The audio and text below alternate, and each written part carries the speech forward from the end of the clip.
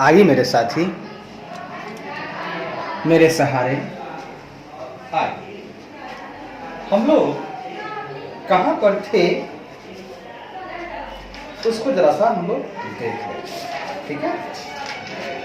हाँ देख लीजिए ना, हम लोग 3.4 हाँ ठीक ठीक ओके। तो हम लोगों ने कल तक देख लिया था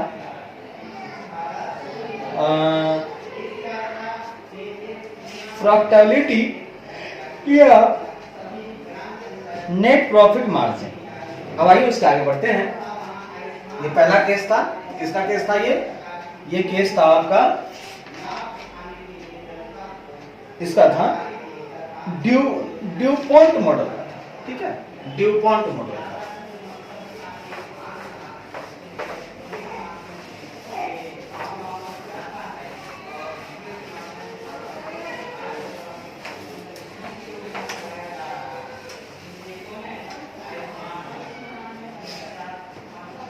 अब आइए दोस्तों, हम लोग चलते हैं दूसरे नंबर पर। वो है इन्वेस्टमेंट टर्नओवर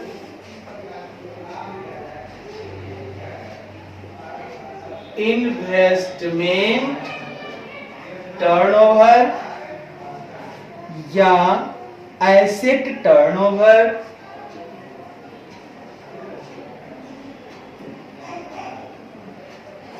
या एसेट टर्नओवर या कैपिटल टर्नओवर। कैपिटल टर्नओवर, ठीक है? ठीक है, तो तीन बातें हो गई, इन्वेस्टमेंट टर्नओवर, एसेट टर्नओवर या कैपिटल टर्नओवर। तीनों एक ही बातें जैसी हैं। इन्वेस्टमेंट टर्नओवर बोलो, एसेट टर्नओवर बोलो या कैपिटल टर्नओवर, मतलब इन्वेस्टमेंट हमने किया, एसेट हमने लगाया, कैपिटल हमने लगाया। अब इसका हमको निकालना है टर्नओवर, ठीक है? तो कहता है द एसेट टर्नओवर रेशियो, संपत्ति कारोबार अनुपात, संपत्ति कारोबार अनुपात, संपत्ति कारोबार अनुपात is a measure of, is a measure of, इस बात का माप है कि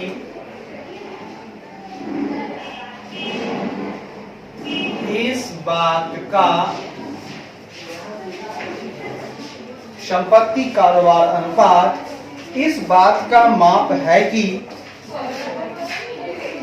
how effectively a company converts its assets, कोई कंपनी अपनी संपत्ति को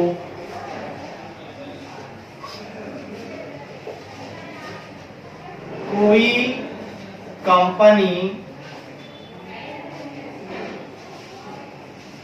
कंपनी अपनी संपत्ति को हाउ इफेक्टिवली, संपत्ति को, है ना, बिक्री में, संपत्ति को बिक्री में हाउ इफेक्टिवली, कितने प्रभावी ढंग से, बिक्री में कितने प्रभावी ढंग से कन्वर्ट्स, परिवर्तित करती है, परिवर्तित करती है। दोस्तों इस बात को जरा सा समझेंगे और समझने का प्रयास करें।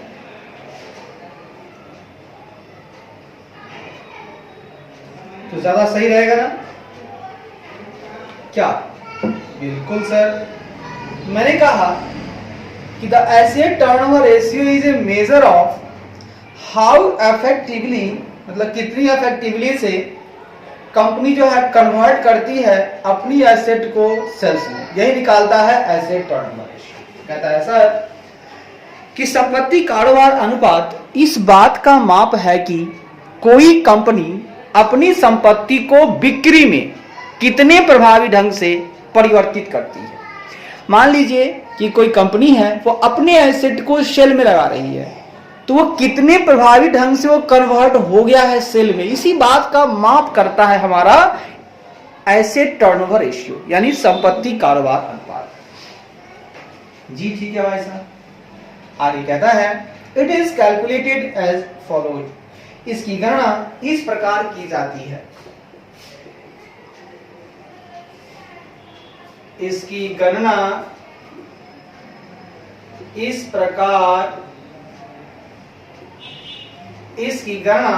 प्रकार की जाती है, या किस प्रकार की जाती है, आइए। इन्वेस्टमेंट टर्नओवर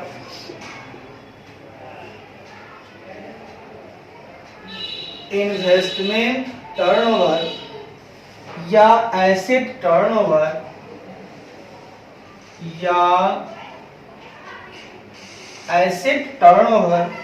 या कैपिटल टर्नओवर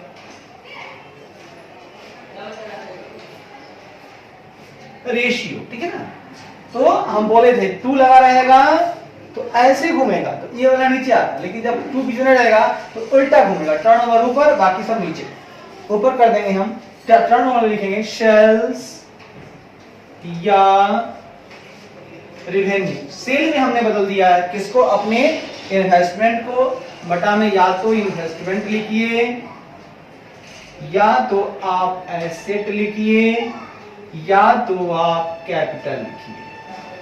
यहां पर कोई दिक्कत हो बताइएगा। तो मैंने कहा दोस्तों हम लोग इन्वेस्टमेंट टर्नओवर या एसेट टर्नओवर या कैपिटल टर्नओवर को लिखेंगे सेल्स या रेवेन्यू बटा इन्वेस्टमेंट या एसेट या कैपिटल। बहुत अच्छी बात की आपने, मजा आ गया भाई साहब, बिल्कुल मजा आएगा भैया। आगे कहता है द एसेट टर्नओवर रेशियो, संपत्ति कारोबार अनुपात,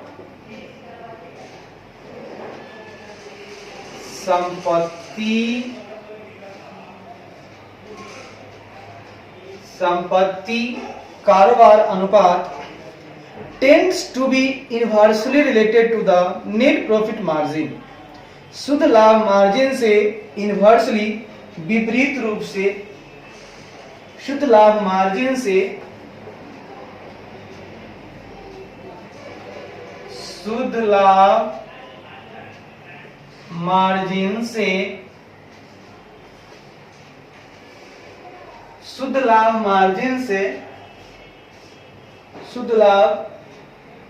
मार्जिन से शुद्ध लाभ मार्जिन से विपरीत रूप से संबंधित होता है।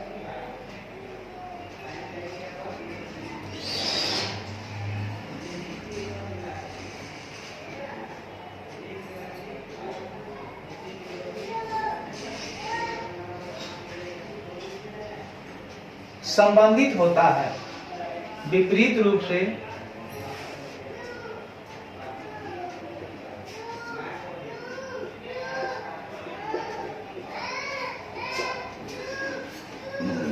होता है such that यानी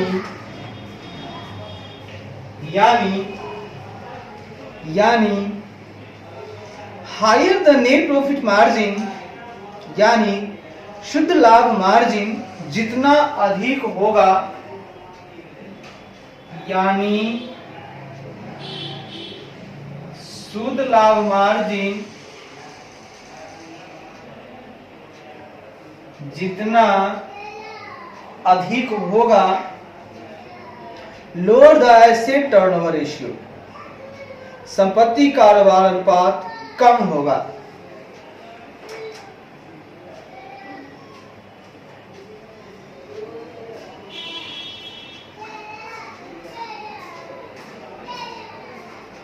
संपत्ति कारोबार अनुपात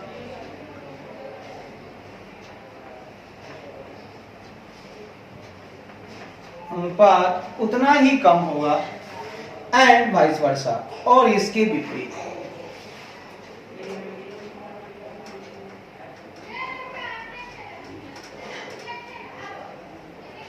कहता है दोस्तों, क्या कहता है सुनेंगे।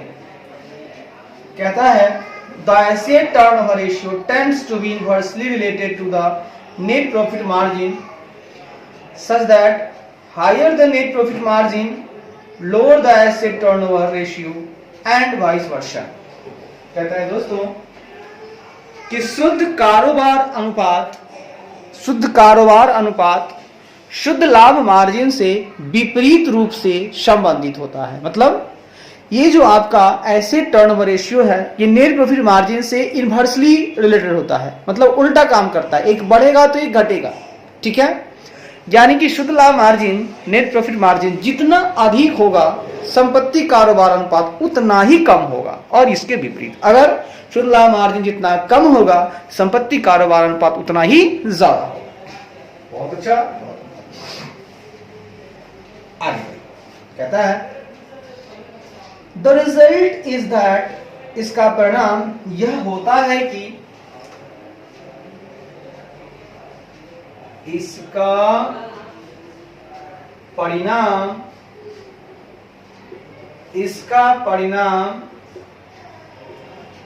परिणाम यह होता है कि investor can compare companies using different models, निवेशक विभिन्न मॉडलों की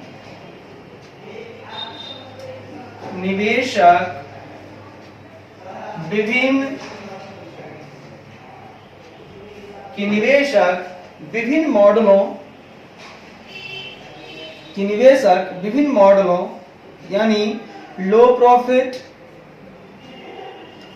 कम लाभ,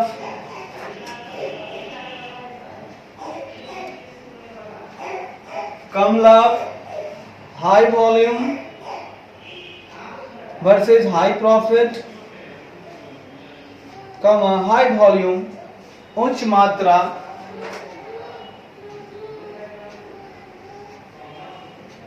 वर्सेस मतलब बनाम हाई प्रॉफिट लो वॉल्यूम, उच्च लाभ कम मात्रा, उच्च लाभ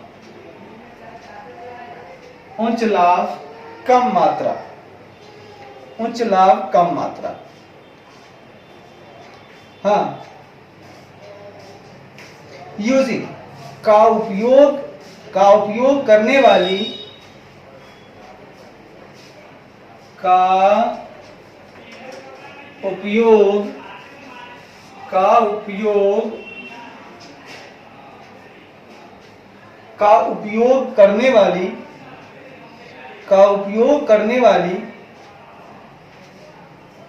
कंपनियों की तुलना कर सकता है,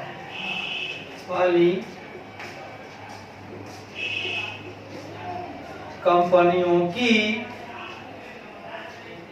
तुलना कर सकता है। सर ये क्या बात हुई?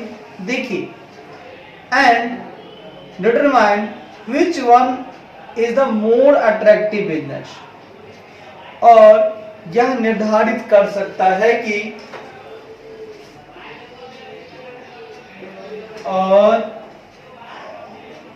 यह निर्धारित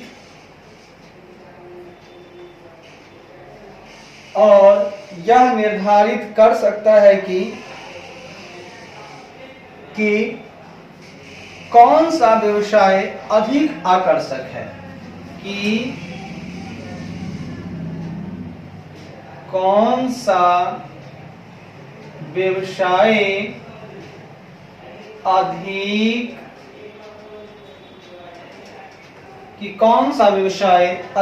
आकर्षक है। सर बहुत अच्छी बात है कि आपने बहुत उम्दा बातें की, दिल खुश हो गया है, दिल बाग बाग हो गया है। सर आपका कहना है कि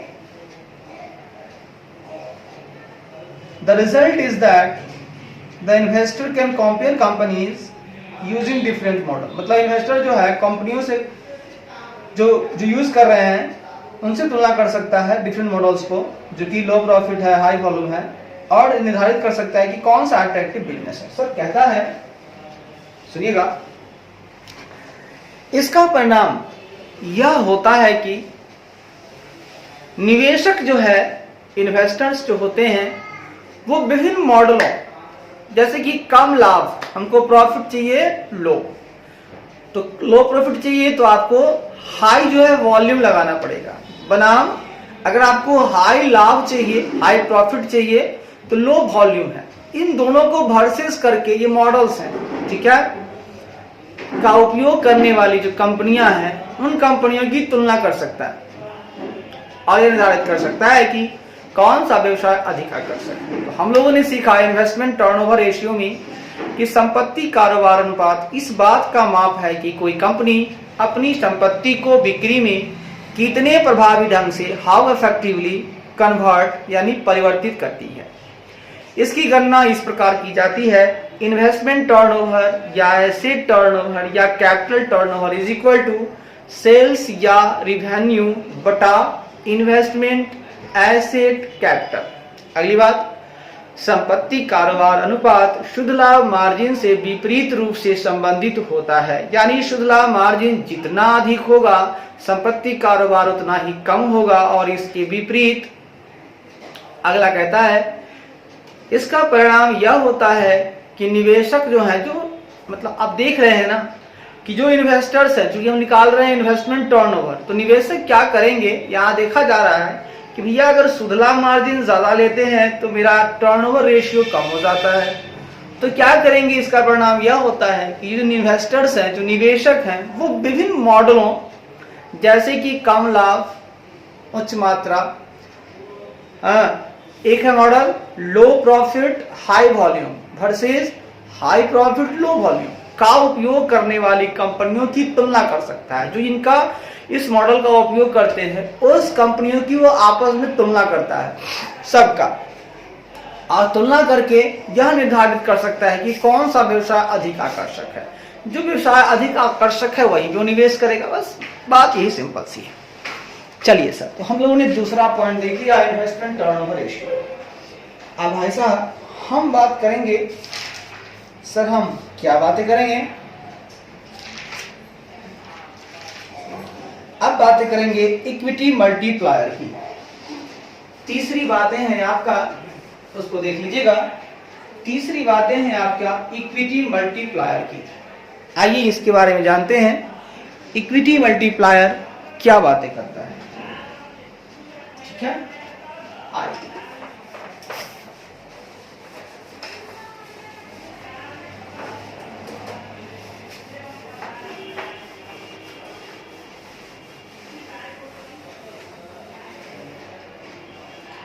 अब बातें करेंगे हम लोग तीसरा number, equity multiplier. Equity multiplier, गुणक, इक्विटी मल्टीप्लायर, समता गुणक की बात करते हैं। ये ड्यूपॉन्ट मॉडल में 3 आता है, नेट प्रॉफिट मार्जिन या प्रॉफिटेबिलिटी, दूसरा है investment turnover, capital turnover, asset turnover, और तीसरा है इक्विटी मल्टीप्लायर। कहता है it is possible for a company with terrible sales and margins, कहता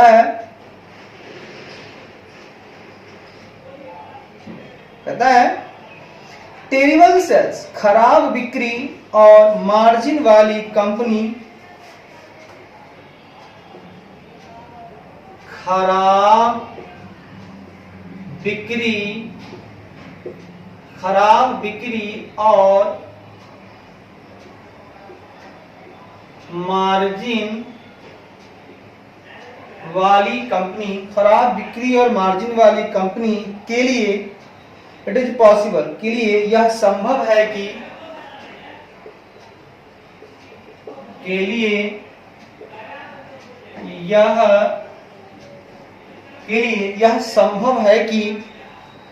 यह संभव है कि टू टेक ऑन एक्सेसिव डेब्ट, कि वह अत्यधिक कर्ज ले ले, कि वह अत्यधिक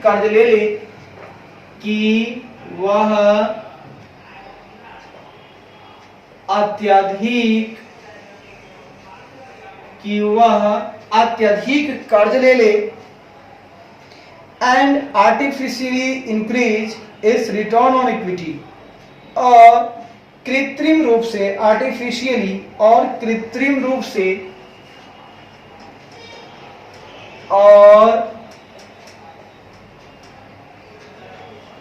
और कृत्रिम रूप से और कृत्रिम रूप से और कृत्रिम रूप से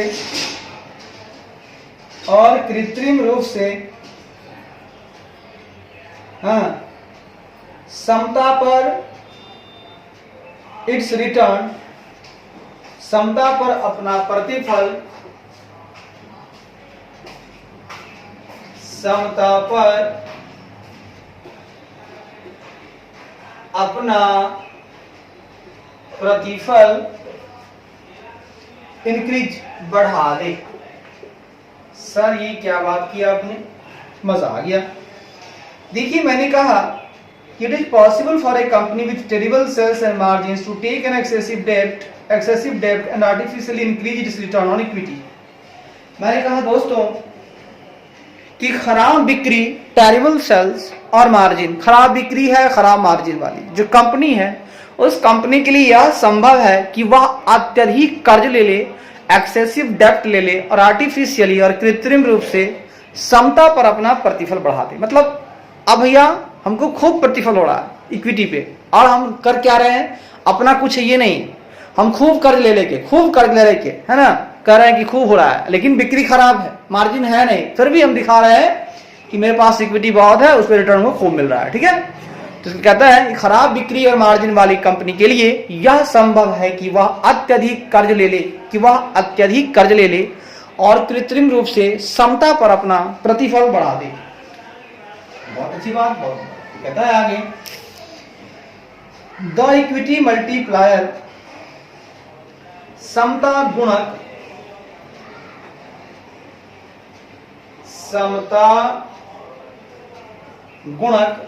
समता गुणक, comma A measure of financial average, वित्तीय उत्तोलन का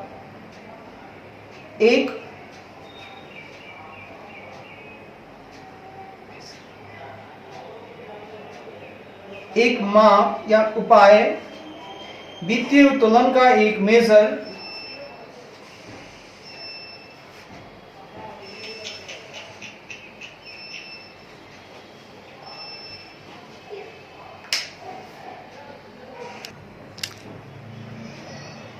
आइए दोस्तों, हम लोग तो मैं कह रहा था कि the equity multiplier, A measure of financial leverage, वित्तीय उत्तोलन की एक माप,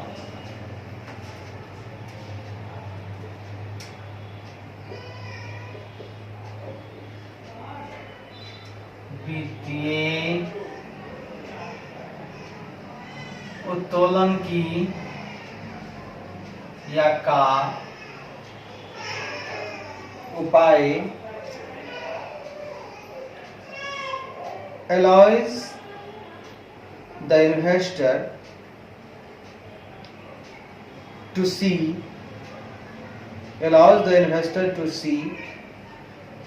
निवेशक को यह देखने की अनुमति देता है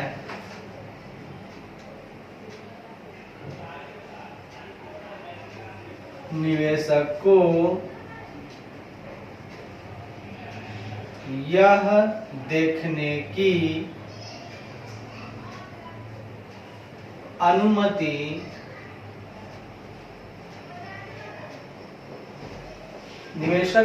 देखने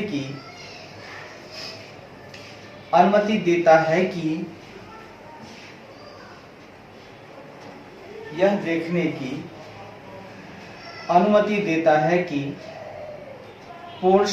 what portion of the return on equity, इस समता पर प्रतिफल का कितना हिस्सा की समता पर प्रतिफल का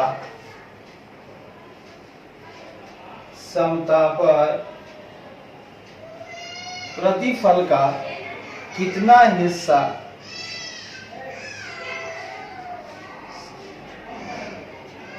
इज द रिजल्ट ऑफ डेब्ट, हिस्सा ऋण का परिणाम है, हिस्सा का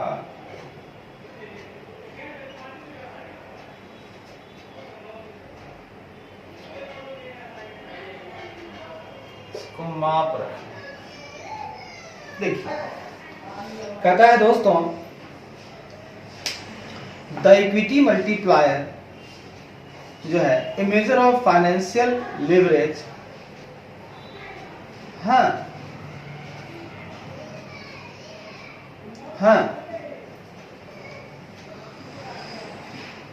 allows the investor to see what portion of the return on equity is the result of debt। कहता है दोस्तों मेरे साथियों,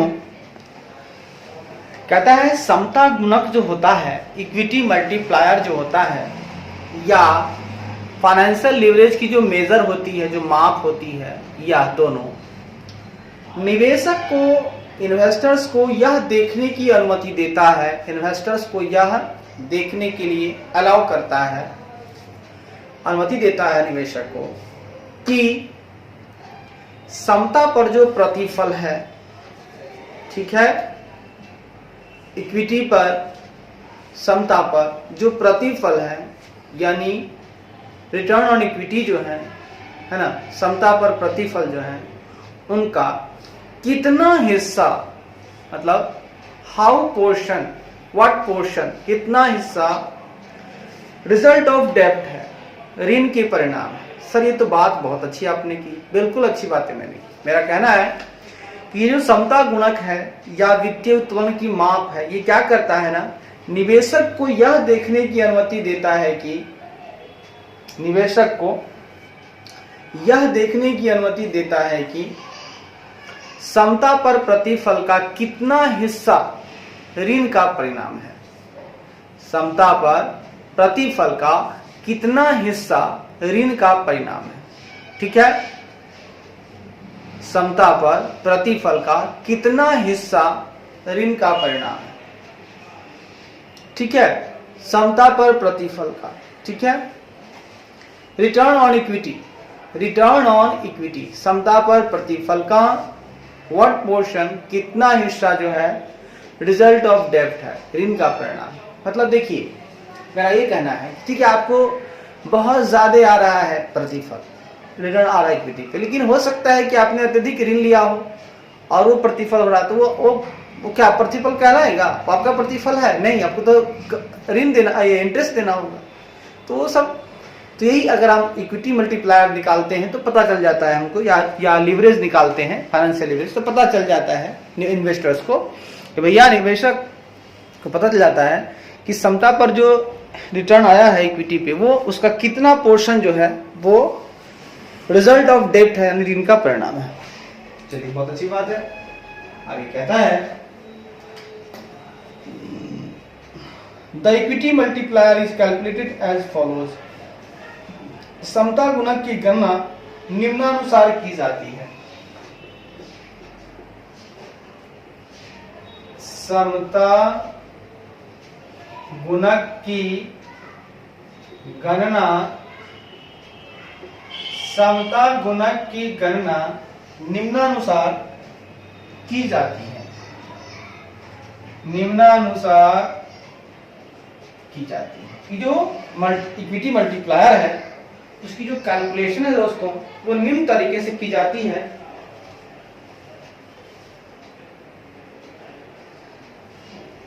ठीक है, वो निम्न तरीके से की जाती है। वो तरीका मैं आपको बता रहा हूं, देख लीजिएगा। Equity multiplier is equal to, equity multiplier is equal to investment assets capital, investment asset या कैपिटल, जो कोई भी हो, बटा शेयर होल्डर्स इक्विटी, बटा शेयर होल्डर्स इक्विटी। हाँ जी भाई साहब, ये बात तो आपने बड़ी प्यारी बातें की हैं, बड़ी फतेह की बातें की हैं।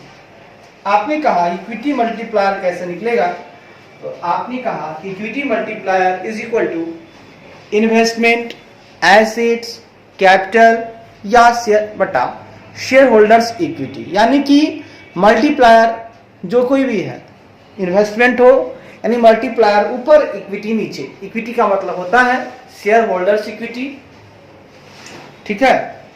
क्या होता है? शेयर होल्डर्स इक्विटी होता है। और मल्टीप्लायर जो है 3 है ना, इन्वेस्टमेंट हो या एसेट्स हो या कैपिटल। तो तीनों को ऊपर कर देंगे और बाकी को नीचे कर देंगे। ठीक है सर, आगे बढ़ते हैं। कहता है दोस्तों, अब हम लोग थोड़ा और आगे बढ़ेंगे। एक एग्जाम्पल भी है बहुत प्यारा सा, उसको भी देखेंगे। चलिए, अब इसी में हम लोग देखेंगे, मल्टीप्लायर में ही क्या देखेंगे वो देखेंगे। इक्विटी मल्टीप्लायर तो हालांकि हो गया, ठीक है, इसको हटाइए। अब इसी के आगे हम लोग चल रहे हैं। कहता है calculation of return on equity. क्या निकाल रहे हैं हम लोग? Calculation of return on equity. कैसे निकलेगा रिटर्न ऑन इक्विटी? तो आइए बात करते हैं। कहता है दोस्तों, अब हम लोग रिटर्न अब इसके पहले भी निकाले थे, लेकिन इक्विटी मल्टीप्लायर में निकालते समय अगर हमें रिटर्न ऑन इक्विटी निकालना हो उनके लिए, ठीक है ना, मतलब होता क्या है ना कि कर्ज से लीजिएगा आएगा रिटर्न, तो बढ़िया बात नहीं है ना। तो हम आपको कैलकुलेशन करवा रहे हैं रिटर्न ऑन इक्विटी अभी, वो समता गुणक के लिए, वो जो पता लगाता है कि भैया कितना पोर्शन जो है ऋण से निकल के आया है इक्विटी का प्रतिफल, समता प्रतिफल, ठीक है। तो इसमें कहता है to calculate the return on equity using the DuPont model. कहता है ड्यूपॉन्ट मॉडल का उपयोग करके,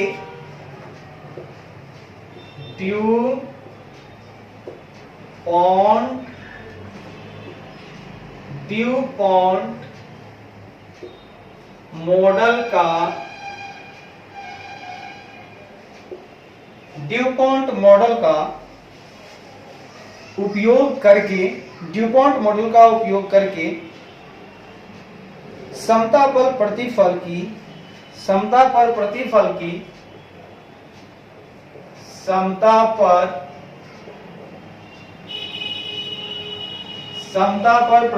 की गणना करने के लिए,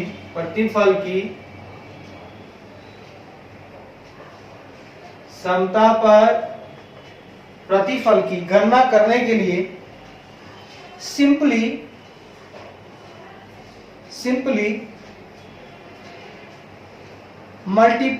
मल्टीप्लाई द 3 कंपोनेंट। बस 3 घटकों, सिंपली यानी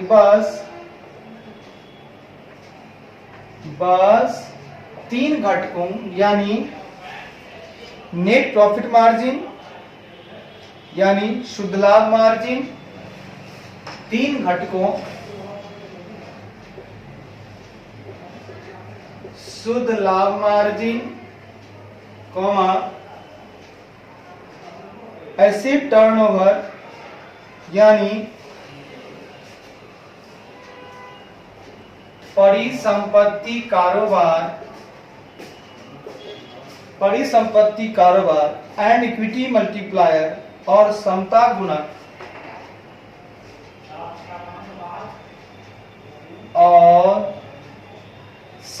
गुणक इक्विटी मल्टीप्लायर और समता गुणक को सिंपली मल्टीप्लाई करना है कि को गुणा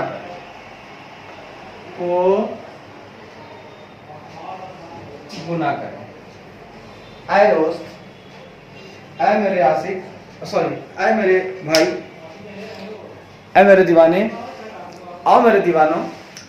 मैंने कहा मेरे दोस्तों कि ड्यू कैलकुलेशन कर रहे हैं हम लोग रिटर्न ऑन इक्विटी की, तो यहां पर बात करूंगा मैं कि ड्यूपॉन्ट मॉडल का उपयोग करके, अगर आपको ड्यूपॉन्ट मॉडल का उपयोग करके क्षमता पर प्रतिफल की गणना करना है तो बस आपको तीन जो कंपोनेंट है उनको आपस में गुणा कर देना है। जो तीन घटक आपको पता है, net profit margin, asset turnover और इक्विटी मल्टीप्लायर, बस तीनों को गुणा कर दीजिए और आपको मिल जाएगा ड्यूपॉन्ट मॉडल से रिटर्न ऑन इक्विटी। वाह सर वाह। तो आइए, return on equity is equal to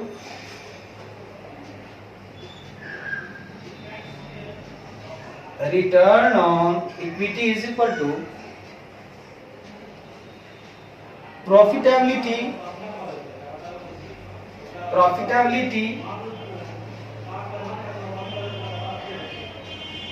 या नेट प्रॉफिट मार्जिन, आप कुछ भी बोल सकते हो इसे। ये पहला कंपोनेंट हो गया। दूसरा इन्वेस्टमेंट टर्नओवर, दूसरा इन्वेस्टमेंट टर्नओवर या एसेट टर्नओवर या एसेट टर्नओवर या कैपिटल टर्नओवर, तीनों में से एक ही है, तीनों का काम एक ही है। इन्वेस्टमेंट टर्नओवर ले लो या एसेट टर्नओवर या कैपिटल टर्नओवर, इसको ले लो, इसको गुना कर दो। और तीसरा है आपका इक्विटी मल्टीप्लायर,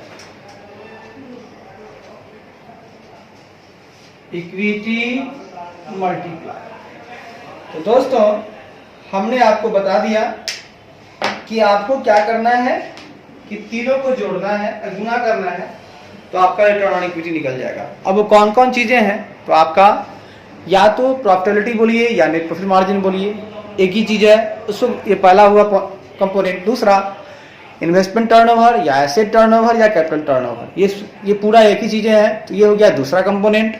और तीसरा कंपोनेंट है इक्विटी मल्टीप्लायर, तीनों को गुना कर दीजिए, निकल जाएगा रिटर्न ऑन इक्विटी।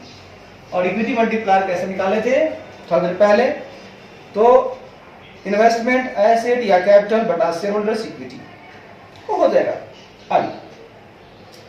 अब एक एग्जांपल से आपको हम थोड़ा सा इसको गाइड करते हैं तो ज्यादा मजा आ जाएगा, ठीक है? हाँ जी भाई साहब, ठीक है।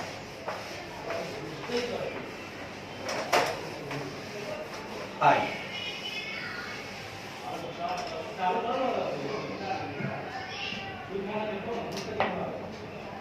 एग्जाम्पल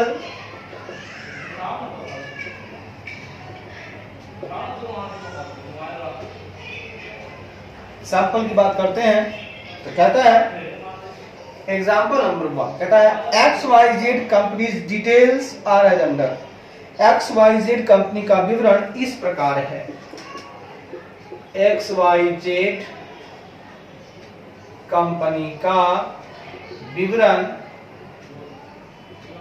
इस प्रकार है, ठीक है? जो XYZ कंपनी है उसका जो डिटेल्स है आर एज अंडर वो इस प्रकार है कि रेवेन्यू दिया हुआ है,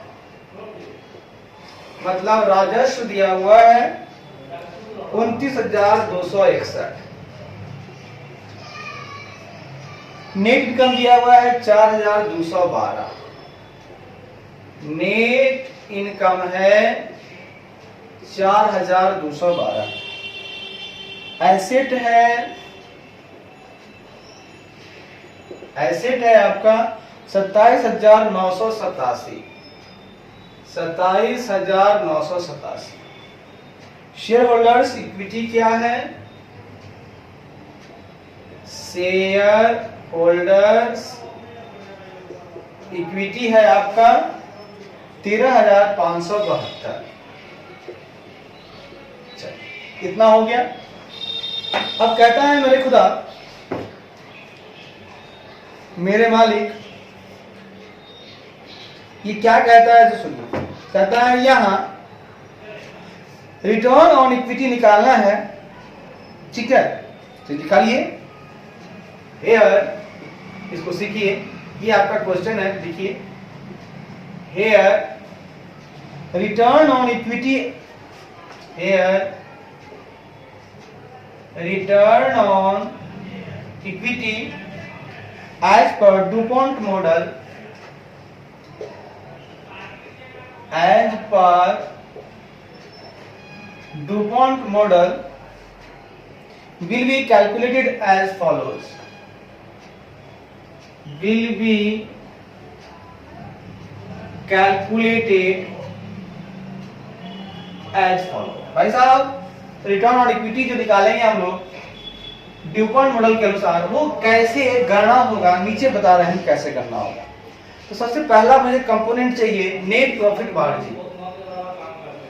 मुझे क्या चाहिए? Net profit margin. वो कैसे निकलेगा? तो देखिए नेट प्रॉफिट जो होगा आपका, तो इसमें आपको नेट इनकम दिया हुआ है इतना है, रेवेन्यू आपको इतना हुआ है, राजस्व इतना हुआ, नेट इनकम इतना हुआ, ये दोनों आपका इनकम है। इसको क्या करेंगे? नेट इनकम, ठीक है, नेट इनकम है ना। तो नेट प्रॉफिट मार्जिन अगर आपको निकालना है तो भैया रिवेन्यू आया कितना, पहले आइए मार्जिन निकलता है, प्रॉफिट बोलिए या नेट इनकम बटा कीजिए सेल्स या रिवेन्यू, ये नियम था ना। क्या है? नेट इनकम बटा रिवेन्यू। क्या आता है ये? क्योंकि जो दिया हुआ है वही लेंगे, नेट इनकम बटा बराबर रिवेन्यू, क्योंकि दो है, नहीं यहाँ पर प्रॉफिट बटा सेल्स भी, प्रॉफिट बटा सेल्स भी हो सकता है। नेट प्रॉफिट मार्जिन निकालना है तो नेट इनकम बटा रिवेन्यू, तो नेट इनकम आपके पास है 4212 और गुना कर दीजिए 100, ये है आपके पास 4212, ठीक है, ये है आपके पास 4212 और रिवेन्यू आपके पास है दोस्तों 29,261, 29,261 गुना कर दीजिए 100 से। अब देख लीजिए क्या आता है आपका, देखिए ये हो गया आपका 4212 00 भागा हो गया आपके पास 29,261, भैया 14.39%। ये आ गया आपके पास 14.39%। कोई दिक्कत? कोई दिक्कत। चल हो गया। अब मेरे खुदा दूसरा जो कंपोनेंट निकालना है मुझे, एसेट टर्नओवर निकालना है, निकाल दीजिए। एसेट टर्नओवर निकलता है आपका सेल्स या रिवेन्यू जो आपके पास है, बटा आपको निकलता है एसेट। अगर एसेट है तो एसेट, एसेट ये है तो आपका रिवेन्यू है, तो लिखिए रिवेन्यू बटा, ये निकलता है आपका रिवेन्यू बटा एसेट। क्या है आपका? रिवेन्यू बटा एसेट, ठीक जी हाँ। तो रिवेन्यू बटा एसेट है, 100 से गुना नहीं करना है, मार्जिन परसेंट में है, ये नहीं। तो रिवेन्यू आपके पास है 29,261 और एसेट आपका दिया हुआ है 27,987। ये देख लीजिए कितना जाता है, 29,261 भागा 27,987, 1.0455, 1.0455 ये आ गया आपका टर्म, ठीक है। अब तीसरा कंपोनेंट आपको निकालना है इक्विटी मल्टीप्लायर। क्या निकालना है? Equity multiplier. मल्टीप्लायर ऊपर हो जाता है, मेरे पास मल्टीप्लायर यहाँ पे एसेट्स हैं, एसेट ले लेंगे, नीचे में share holders equity, share holders equity, share holders equity. देखिए एसेट तो मुझे पता है 27,987 हो जाता है, लेकिन शेयर होल्डर्स इक्विटी भी दिया हुआ है 13,572। 13,572 देखिए तो क्या आता है 27,987 भागा 13,572 2.0621 2.0621। सर तीनों के तीन आ गए और बिल्कुल मजा आ गया। सर अगर ये परसेंट में नहीं होता, ठीक है, इसको परसेंट में इतना आया, लेकिन परसेंट में नहीं होता तो इसको और क्या लिख सकते हैं 4,212 भागा 29,261। यह आ जाएगा 0.1444 0.144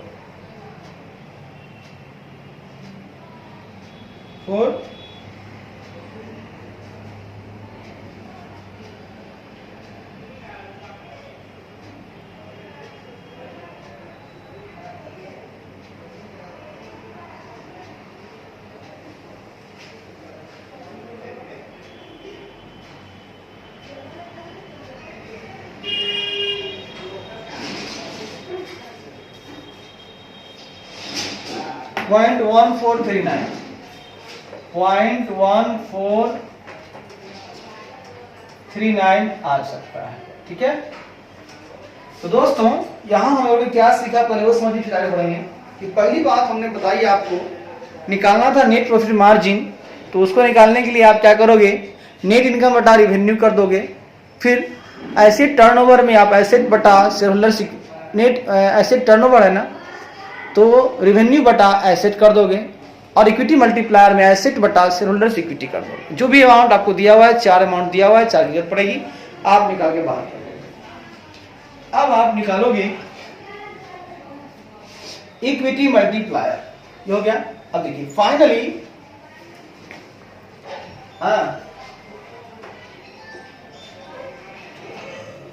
अंत में we multiply the three components together to calculate the return on equity, है ना। अंत में समता पर प्रतिफल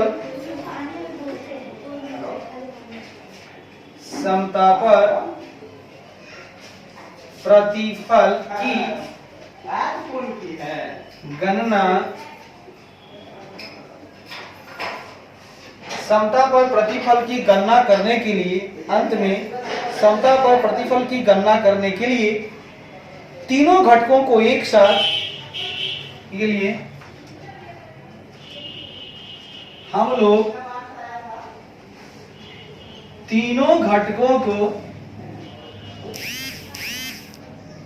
एक साथ गुना करेंगे, या एक साथ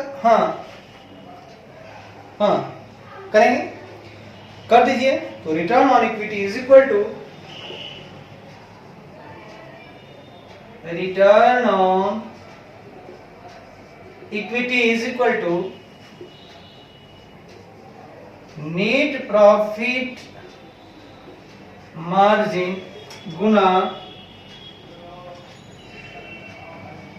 एसेट टर्नओवर गुना इक्विटी मल्टीप्लायर। तीनों हो गया? हाँ सर, तीनों हो गया। ठीक है, बहुत अच्छी बात है। आइए देखते हैं कहता है, क्या कहता है सर? ये कहता है आप तीनों ले लीजिए। नेट प्रॉफिट मार्जिन आपके पास है 0.1439 गुना एसेट टर्नओवर है आपके पास एसेट टर्नओवर है 1.0455 गुना 2.0621। अब देख लीजिए कितना आ जाता है आपका।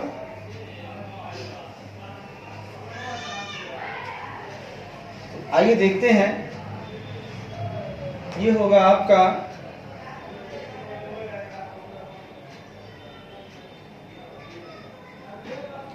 .1439 गुना 1.0455 गुना 2.0621। ये हो जाएगा 0.3102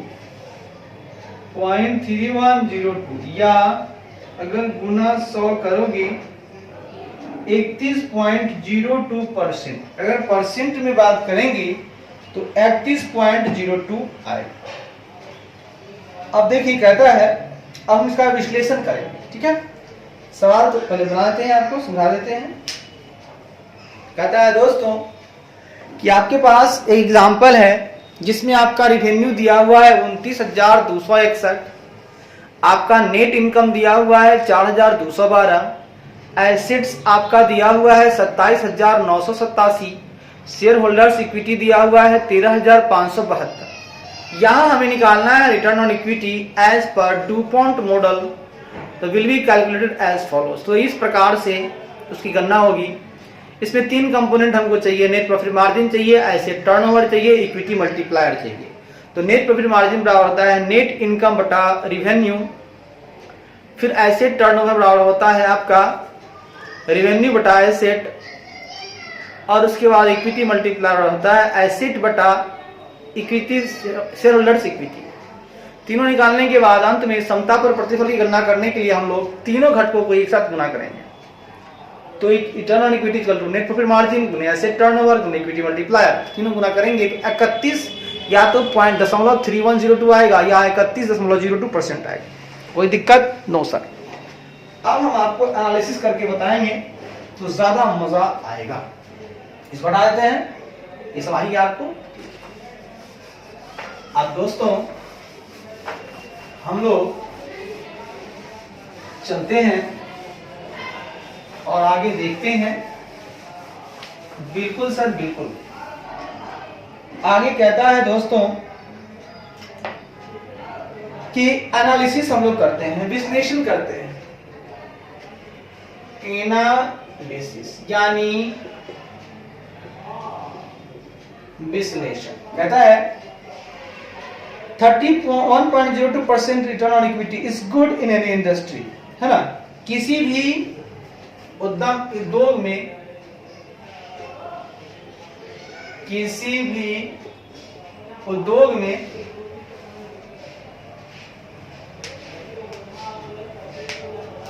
ठीक है, उद्योग में समता पर, है ना, उद्योग में समता पर प्रतिफल 31.02%, हाँ,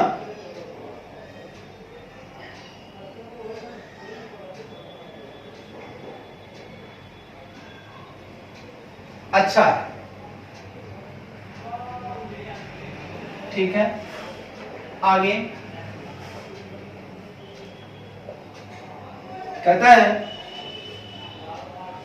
कि एट फिर भी if you were to leave out the equity multiplier too, अगर आप इक्विटी मल्टीप्लायर को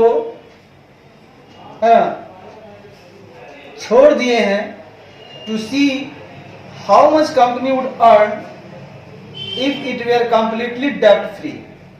ठीक है, ठीक है। रिटर्न मल्टीप्लायर से हम लोग क्या करते हैं, तो कहता है फिर भी अगर इक्विटी मल्टीप्लायर को, फिर भी अगर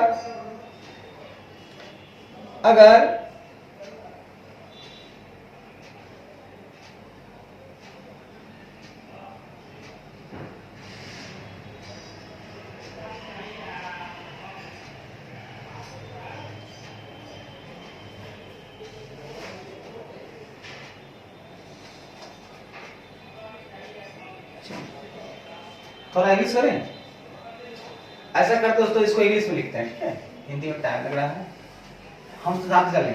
कहता है ए 31.02%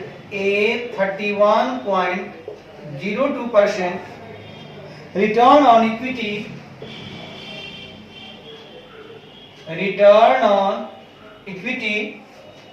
is good in any industry। आगे कहता है if you were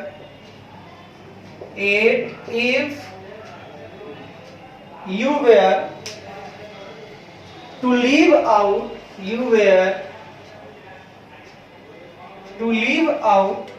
the equity multiplier,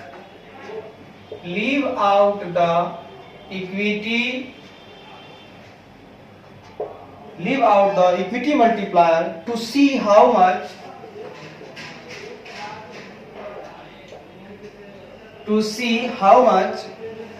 company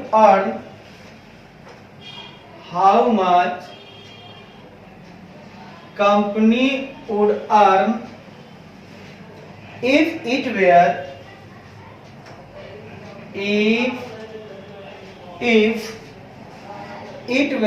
completely debt free।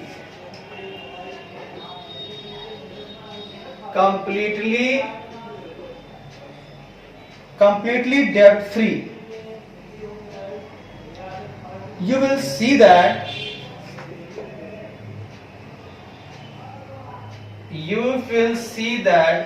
ROE, return on equity, drops to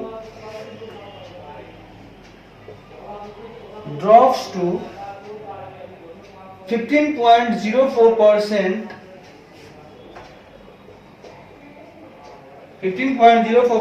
यानी 0.1439 into 1.0455, ये क्या है, रिटर्न ऑन इक्विटी कैसे निकाल रहे हैं। नॉर्मली हम लोग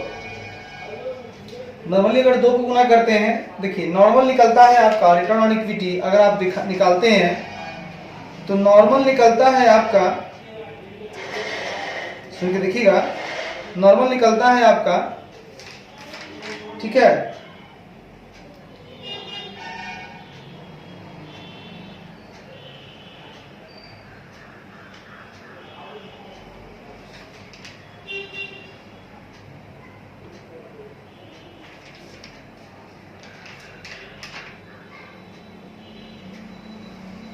ठीक है, नेट प्रॉफिट मार्जिन गुना एसेट टर्नओवर, ठीक है, गुना एसेट टर्नओवर करके भी आप निकाल सकते हैं, ठीक है। यहां आ जाता है 15.04%। अगला कहता है 15.0% of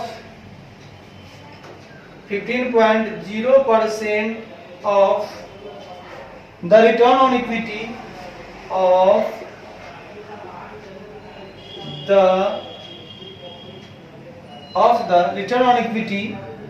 was due to profit margin,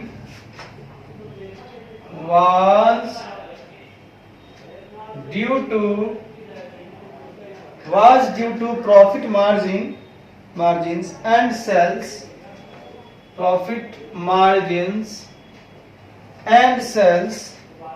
while remaining 15.98% was due to returns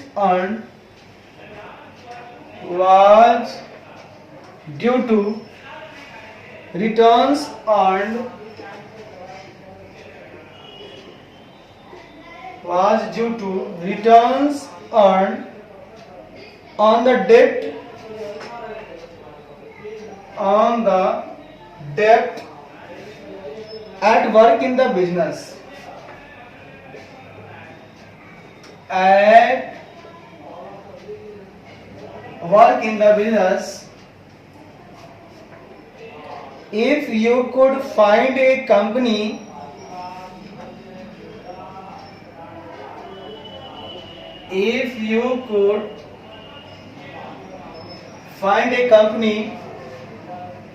at a comparable valuation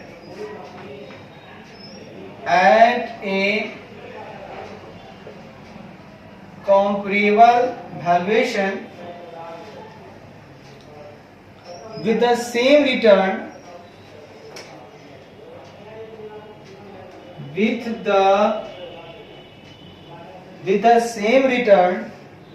on equity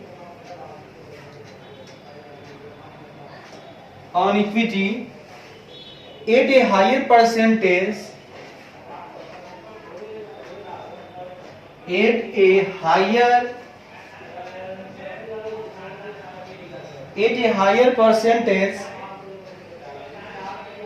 arose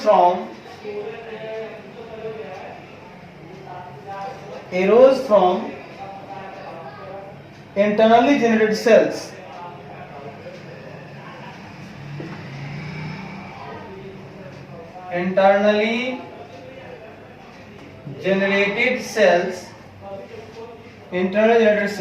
It would be more attractive.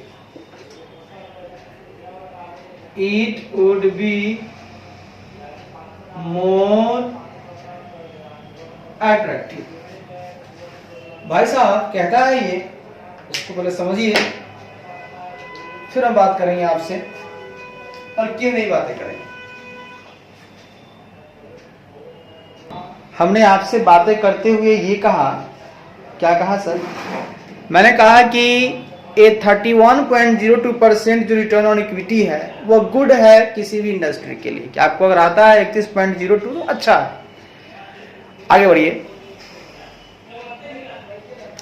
फिर कहता है, ठीक है, फिर कहता है कि फिर भी if you were to leave out the equity multiplier, अगर आप छोड़ देते हैं इक्विटी मल्टीप्लायर को यह देखने के लिए कि हाउ मच, कितना कंपनी कमाएगी, है ना, आप अगर छोड़ देते हैं इक्विटी मल्टीप्लायर को यह देखने के लिए कि कंपनी कितना कमाएगी, इफ इट वेयर कंप्लीटली डेब्ट फ्री, कि अगर वो पूरी तरह से ऋण मुक्त हो, अगर वो ऋण मुक्त है तो कितना कमाएगी, ठीक है। क्या कहता है, यू विल सी दैट, आप देखेंगे कि आरओई ड्रॉप हो जाएगा टू 15.04%, यानी कि मैंने इक्विटी मल्टीप्लायर को अगर छोड़ दिया है, यानी कि दो ही लिया मैंने, नेट प्रॉफिट मार्जिन को लिया और एसेट टर्नओवर को लिया, ठीक है, दो ही को लिया मैंने, डेब्ट वाला छोड़ दिया, अगर तीसरा चीज छोड़ दिया मैंने, तो इक्विटी मल्टीप्लायर छोड़ दिया मैंने, तो मुझे पता चल जाएगा कि आखिरकार मैंने, है ना, डेब्ट फ्री होने पर कितना कमाया, तो 15.04% कमाया। तो अब 31.02 में से घटा दिए 15.04%, तो आ जाएगा 15.98%। तो कहता है कि 15.04% जो है return on equity was due to profit margin and sales, वो क्या है कि प्रॉफिट मार्जिन और बिक्री के कारण है, जबकि remaining 15.98 was due to return earn on the डेब्ट, है ना। अगर बाकी का जो शेष बचा हुआ 15.9% है वह जो है किसके कारण है, वह जो है आपका ऋण के कारण है, जो कि बिजनेस में लगा हुआ है, एट वर्क इन बिजनेस, जो डेब्ट व्यापार में, व्यवसाय में काम कर रहा है उस पे आप कमा रहे हो, है ना, रिटर्न 15.9%। तो कहता है इफ यू कुड फाइंड, है ना, आप जो है पता लगा सकेंगे कि एक कंपनी जो है एट ए कंपेरेबल वैल्यूएशन, तुलनात्मक जो उनका मूल्यांकन है, with the same return on equity, मतलब समान इक्विटी पर समता जो है, इक्विटी पर जो प्रतिफल है ना, समान प्रतिफल जो है, इक्विटी पर समान प्रतिफल जो है, उसके साथ अगर आप तुलना करते हैं मूल्यांकन का, तो क्या पाता है कंपनी कि हायर परसेंटेज जो है ना उत्पन्न हो रहा है फ्रॉम इंटरनली जनरेटेड सेल्स से, मतलब अगर वो आंतरिक रूप से बिक्री को जन्म देता है तो वहां से है ना, वो ज्यादा परसेंटेज कमा रहा है, इसलिए it would be more attractive, यह बहुत ज्यादा आकर्षक होगा। मतलब ये कहना चाहता है कि जो उसका इंटरनली इक्विटी है उतने से ज्यादा कमा रहा है अगर आप तुलना करते हैं, अगर सेम रिटर्न आता है तब। लेकिन यहाँ तो रिटर्न थोड़ा चेंज कर रहा है ना, एक में आ रहा है 15.0%, एक में आ रहा है 15.98%, तो इंटरनली आ रहा है 15.04%। तो अगर समान के साथ तुलना करेंगे तो हम कहेंगे कि बढ़िया है कि भैया इंटरनली जनरेटेड जो सेल्स है उसी से अच्छा परसेंट आ रहा है। ठीक है, इस बात को हम लोग सर जी। हाँ सर, आइए दोस्तों, तो मैं हिंदी लिख देता हूँ सबका। ठीक है, कहता है किसी भी उद्योग में समता पर, पॉइंट कितना है, एक, किसी भी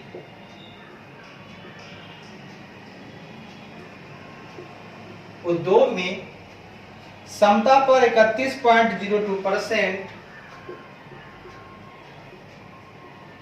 समता पर 31.02% रिटर्न अच्छा है, रिटर्न अच्छा। अगला, फिर भी यदि आप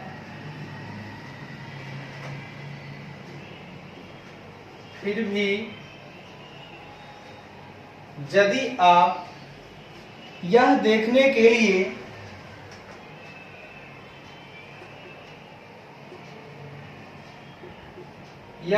के लिए समता गुणक को छोड़ दें कि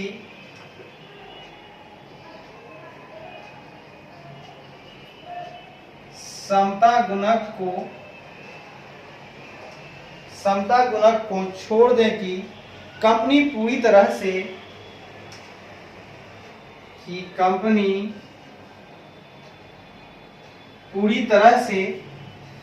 ऋण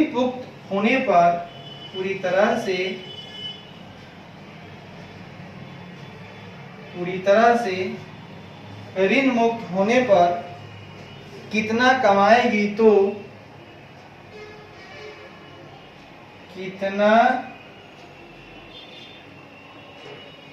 कितना कमाएगी तो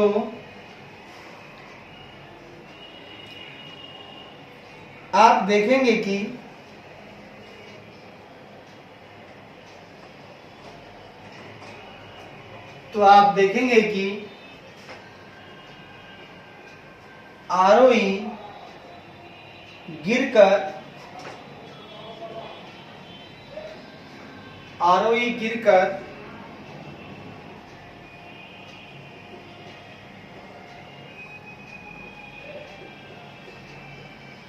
15.04% हो गया है।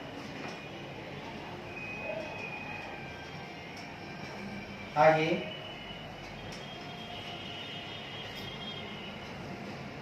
समता पर रिटर्न का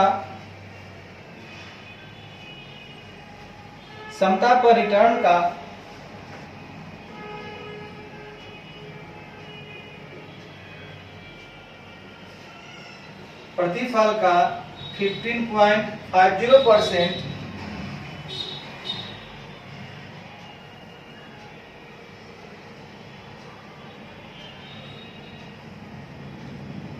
लाभ मार्जिन और बिक्री के कारण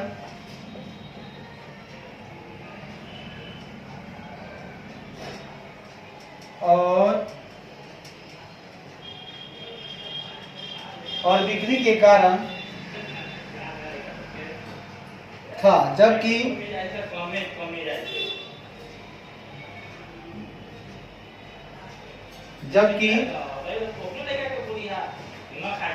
शेष 15.98%, जबकि शेष 15.98% व्यवसाय में कार्य पर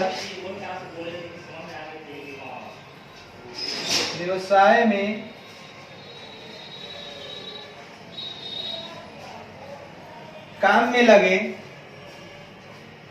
ऋण पर अर्जित रिटर्न के कारण था। ऋण पर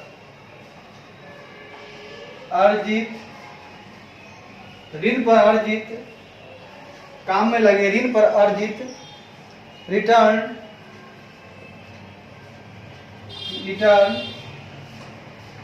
के कारण था। यदि आपको समता पर समान रिटर्न के साथ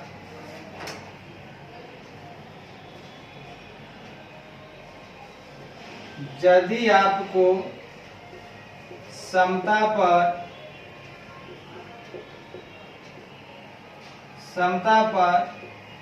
समान रिटर्न के साथ तुलनीय मूल्यांकन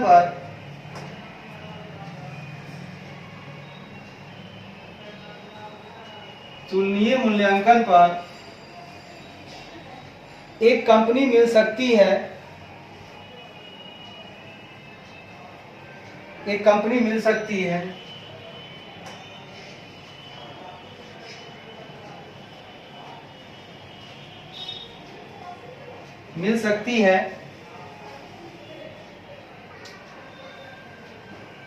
फिर भी आंतरिक रूप से उत्पन्न बिक्री से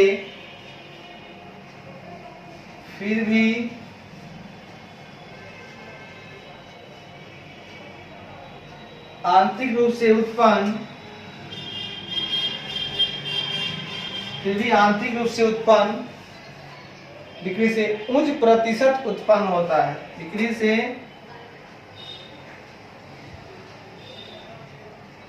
उच्च प्रतिशत उत्पन्न होता है तो यह अधिक आकर्षक होगा।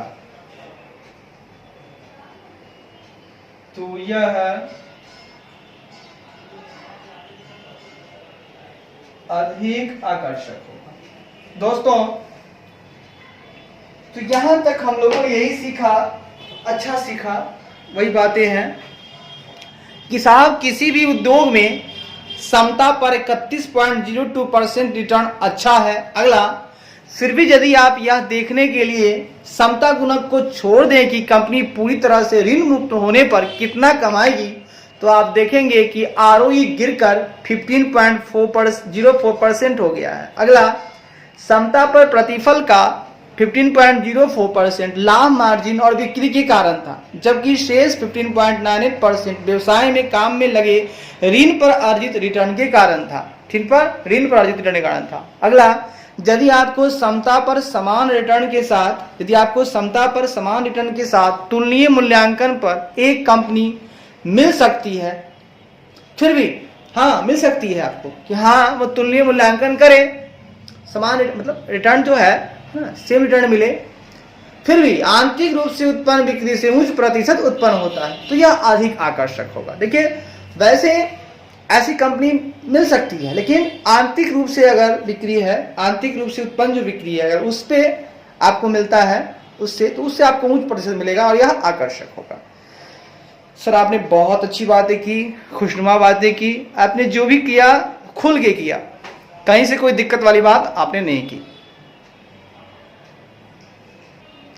आगे बढ़ते हैं दोस्तों, यहां तक का मामला खत्म हो गया। अब हम लोग चलेंगे 3.4.3।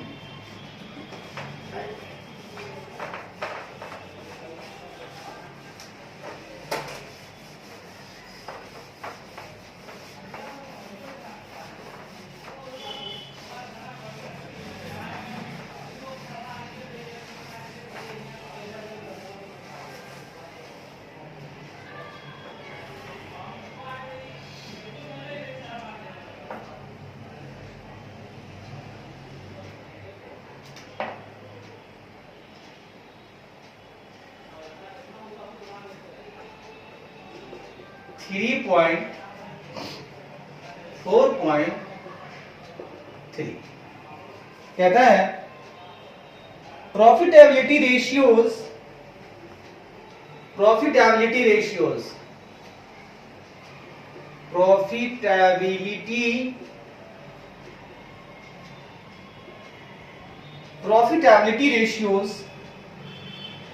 required for analysis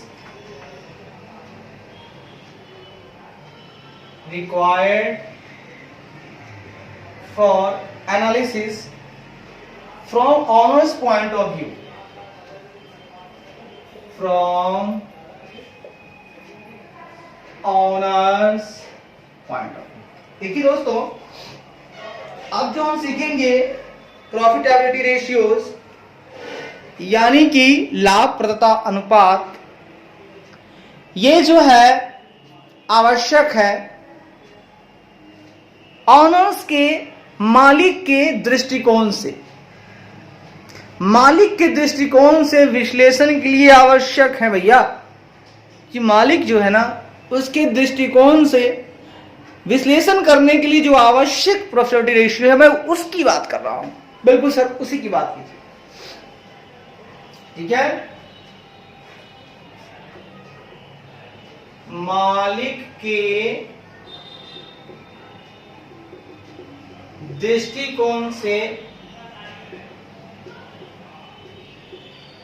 विश्लेषण के लिए आवश्यक लाभप्रदता अनुपात। देखिए भैया और समझिए भैया, पहला निकालेंगे बाबू साहब, 3 निकालना है, earning per share, dividend per share और dividend pay out ratio. Dividend pay out ratio, रे बाबा बाबा बा रे बाबा, अरे बाबा रे बाबा मोरे, अरे बाबा रे बाबा। तो आइए दोस्तों निकालते हैं पहला अर्निंग पर शेयर। पहला निकालेंगे दोस्तों अर्निंग पर शेयर यानी ईपीएस। आइए ईपीएस की बात करते हैं। तो कहता है the profitability of a firm from the point of view of ordinary share holder, सामान्य शेयरधारकों के दृष्टिकोण से, सामान्य शेयरधारकों के,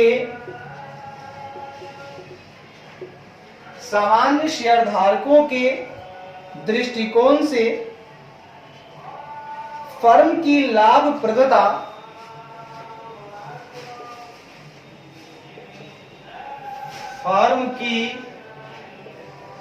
फर्म की लाभप्रदता को can be measured in terms of earning per share basis, को प्रति शेयर आय के आधार पर,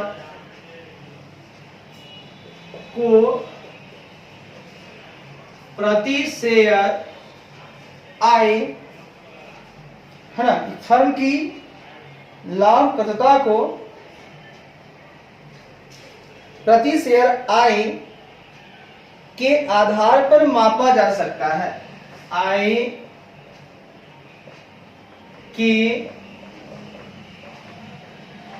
के आधार पर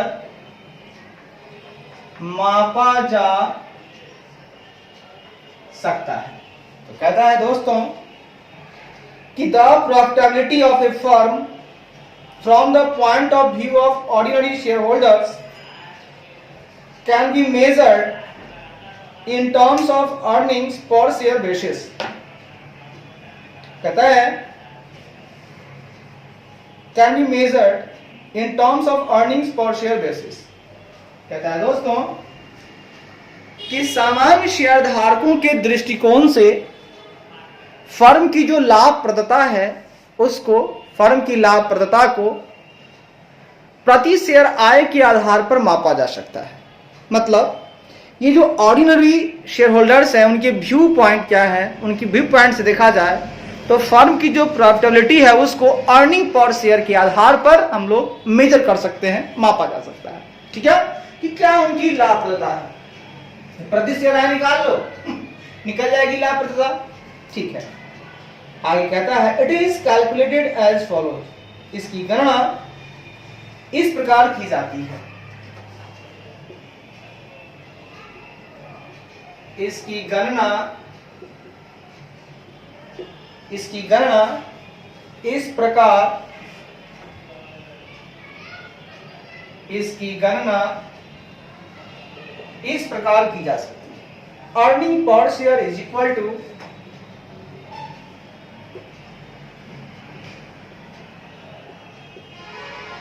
earning per share is equal to net profit available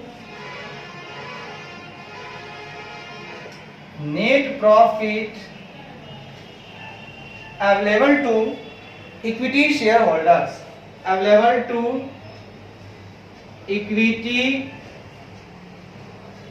shareholders बटा number of equity shares outstanding, number of equity share, number of equity shares outstanding. Sir ये बातें तो बहुत अच्छी आपने कही।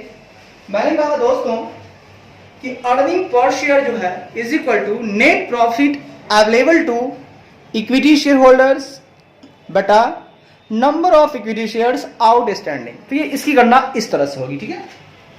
आगे कहता है, तो इस तरह से पहले ए को समझिए फिर बी को समझेंगे, ठीक है। तो हमने क्या सीखा अर्निंग पर शेयर में, क्या सीखा कि सामान्य शेयरधारकों के दृष्टिकोण से फर्म की लाभप्रदता को प्रति शेयर आय के आधार पर मापा जा सकता है। सामान्य शेयरधारकों के दृष्टिकोण से फर्म की लाभप्रदता को प्रति शेयर आय के आधार पर मापा जा सकता है। इसकी गणना इस प्रकार की जा सकती है, earning per share is equal to net profit available to equity share holders बटा number of equity shares outstanding. चलिए सर ये तो समझ में आगे बात। आगे कहता है B point, dividend per share. क्या निकालना है मुझे? Dividend per share, dividend per share यानी कि डीपीएस। देखिए डीपीएस कैसे निकलेगा। कहता है earning per share as stated above, जैसा कि ऊपर बताया गया है, जैसा कि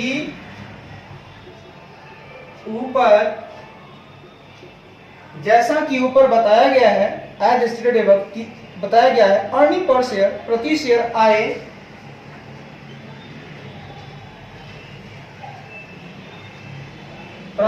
आय reflects the profitability of a firm per share, ठीक है ना। एक फर्म की प्रति शेयर आय, एक फर्म की प्रति शेयर आय, एक फर्म की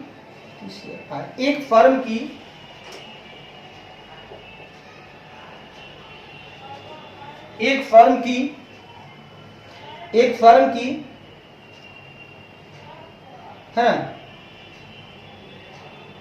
एक फर्म की प्रति शेयर लाभप्रदता, profitability of a firm per share, ठीक है। एक फर्म की प्रति शेयर लाभप्रदता को, एक फर्म की प्रति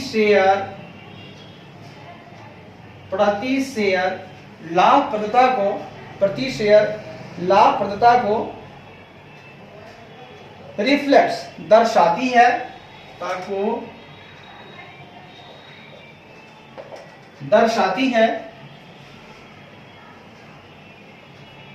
ठीक है। प्रति शेयर लाभप्रदता को दर्शाती है। इट डज नॉट रिफ्लेक्ट, यह प्रतिबिंबित नहीं करता है कि यह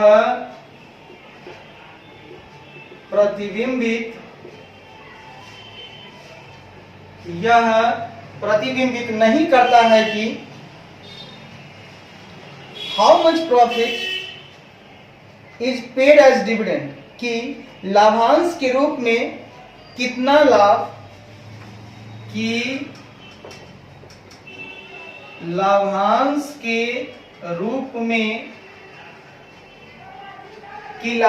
के रूप में कितना लाभ,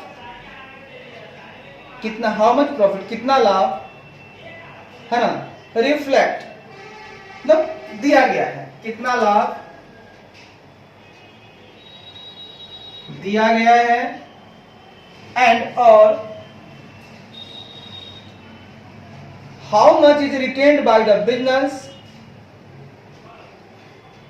और व्यवसाय द्वारा कितना बरकरार रखा गया है, और व्यवसाय द्वारा कितना बरकरार, व्यवसाय द्वारा कितना बरकरार रखा गया है। ठीक है, अच्छी बात। अगला कहता है, मतलब पहले बात को समझिए, कहता है earning per share as stated above reflects the profit of a firm per share. It does not reflect how much profit is paid as dividend and how much is retained by the business. कहता है दोस्तों, जैसा कि ऊपर बताया गया है प्रति शेयर आय, जैसा कि ऊपर बताया गया है प्रति शेयर आय एक फर्म की प्रति शेयर लाभप्रदता को दर्शाती है कि जो उसका है ना अर्निंग पर शेयर है वो उसका अर्निंग, उसका प्रॉफिटेबिलिटी पर शेयर है। ठीक है ना, ठीक है। फिर कहता है यह प्रतिबिंबित नहीं करता है कि लाभांश के रूप में कितना लाभ दिया गया है और व्यवसाय द्वारा कितना बरकरार रखा गया, मतलब रिटेन करके कितना रखा है व्यवसाय ने और लाभांश के रूप में कितना बांट दिया, ये नहीं बताएगा, ये यहां से आपको पता नहीं चलेगा, ध्यान रखिएगा। यस, आगे कहता है, ऊपर वाली बात कर रहा हूं। अब कहता है डिविडेंड पर शेयर, प्रति शेयर लाभांश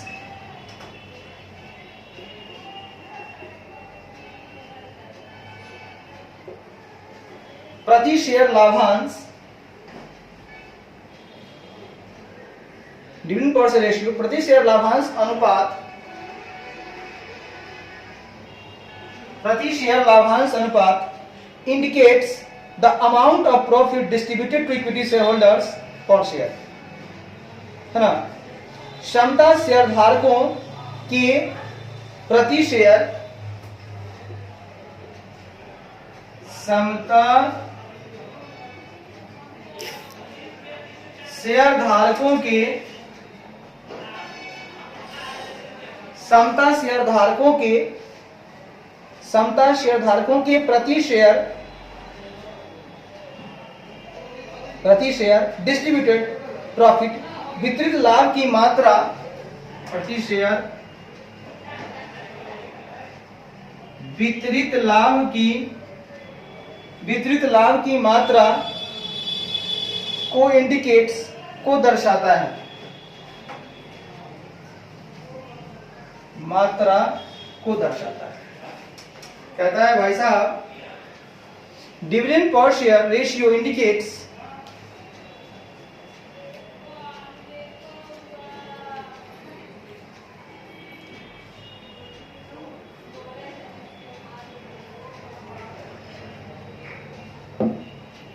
कहता है दोस्तों dividend per share ratio indicates the amount of profit distributed to equity share holders per share.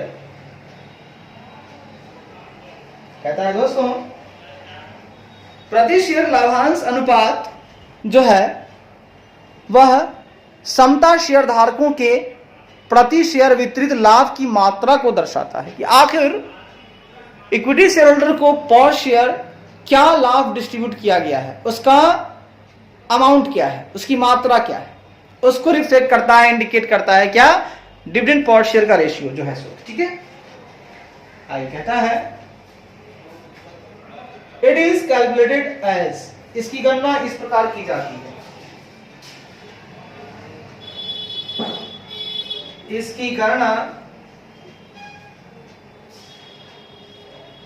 इस प्रकार की जाती है। Dividend per share is equal to, dividend per share is equal to total dividend paid to, total dividend paid to equity share holder, paid to paid to equity share holders बटा number of equity shares outstanding बटा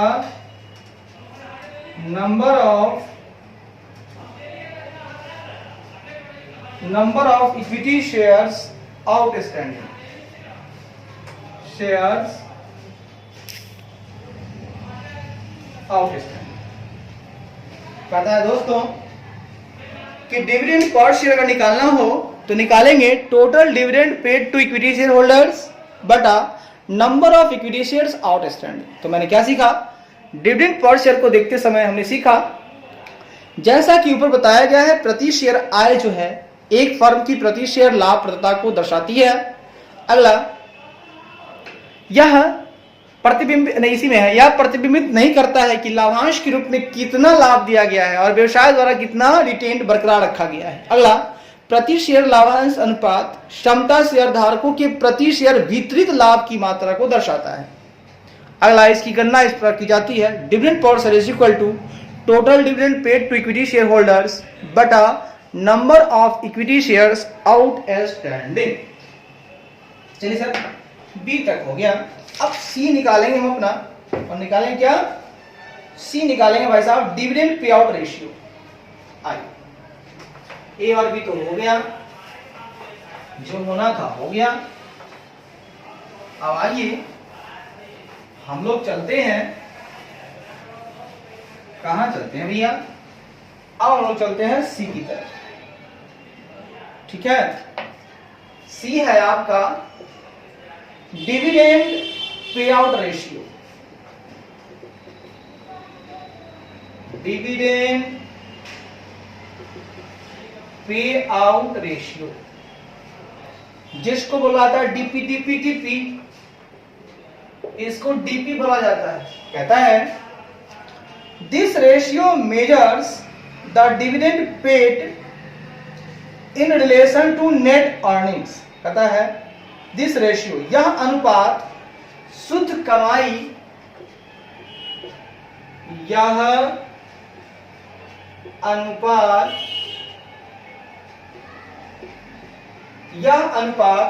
शुद्ध कमाई के संबंध में, शुद्ध कमाई के संबंध में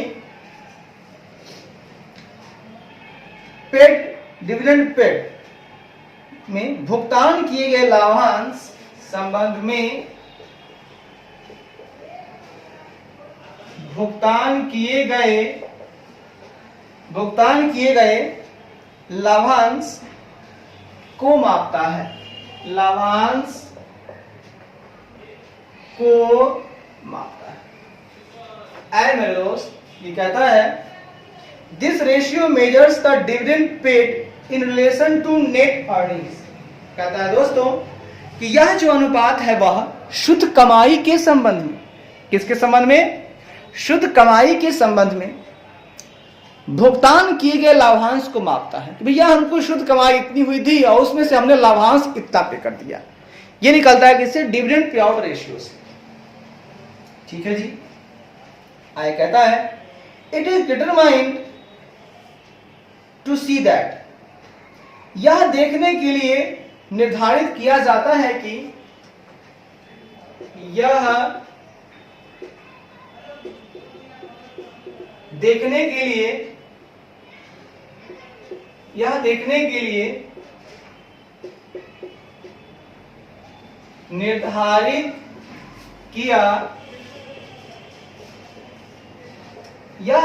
लिए निर्धारित किया जाता है कि how much extent earnings per share have been retained by the management for the business, कि व्यवसाय के लिए प्रबंधन द्वारा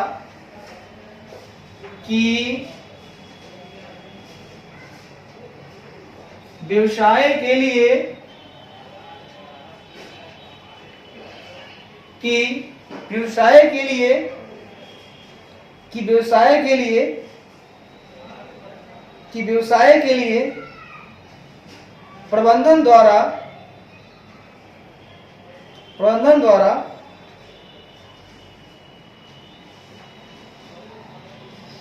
प्रबंधन द्वारा अर्निंग पर शेयर माने प्रति शेयर आय द्वारा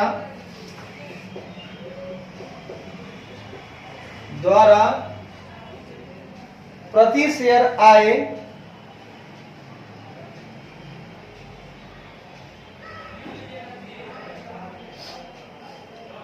आय हाउ मच एक्सटेंड कितनी हद तक रिटेन कितनी हद तक बरकरार रखी गई है, आय कितनी हद तक बरकरार रखी गई है। कहता है दोस्तों यह देखने के लिए निर्धारित किया जाता है कि व्यवसाय के लिए प्रबंधन द्वारा प्रति शेयर आय कितनी हद तक हाउ मच एक्सटेंड हद तक रिटेन बरकरार रखी गई है। तो कहता है ठीक है, कहता है इट इज कंप्यूटेड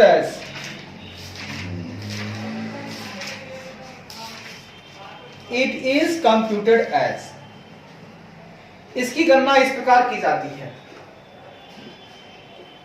इसकी गणना इस प्रकार की जाती है, इसकी गणना इस प्रकार की जाती है। Dividend pay out ratio, dividend pay out ratio is equal to dividend per equity share, dividend per equity share यानी कि dividend per equity share DPS बटा अर्निंग पर शेयर बटा अर्निंग पर शेयर। हाँ सर, तो इस बात को समझ लीजिए। मैंने कहा दोस्तों कि डिविडेंड पे आउट रेशियो कैसे निकलेगा, डिविडेंड पर इक्विटी शेयर बटा earning per share, dividend per equity share बटा अर्निंग पर शेयर। तो मैंने क्या कहा, मालिक के दृष्टिकोण से विश्लेषण के लिए आवश्यक लाभप्रदता अनुपात में आता है। ये जो है dividend pay out ratio last वाला है। कहता है यह अनुपात शुद्ध कमाई के संबंध में भुगतान किए गए लाभांश को मापता है। अगला, यह देखने के लिए निर्धारित किया जाता है कि व्यवसाय के लिए प्रबंधन द्वारा प्रति शेयर आय कितनी हद तक बरकरार रखी गई है। मतलब प्रबंधन ने व्यवसाय के लिए कितना रखा है चुन करके, अरे सब बांट तो नहीं दिया ना, ये बात कह रहा है। लाभांश के रूप में सब बांटना नहीं है, कुछ रखना भी है। आगे कहता है इसकी गणना इस प्रकार की जाती है, dividend pay out ratio equal to dividend per share बटा अर्निंग पर शेयर।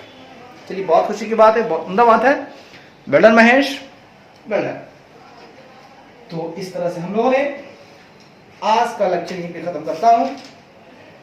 थोड़ा देर से आए हैं इसलिए थोड़ा सा कम हुआ है। कोशिश करेंगे कि इसको भरपाई करें और क्या, ठीक है। जहां रहिए, मस्त रहिए, घुमाते रहिए, मुस्कुराते रहिए और बच के रहिए। इस संसार में दुश्मनों की कमी नहीं है। हंस के बोलते हैं, मिलने आते हैं और कब दुश्मन बन जाते हैं पता नहीं चलता दोस्तों। इस संसार में किसी से बातें करना ही मूर्खता है। मत कर दोस्ती, मत कर किसी से दोस्ती। दोस्ती बहुत ही खतरनाक चीज है, बहुत ही।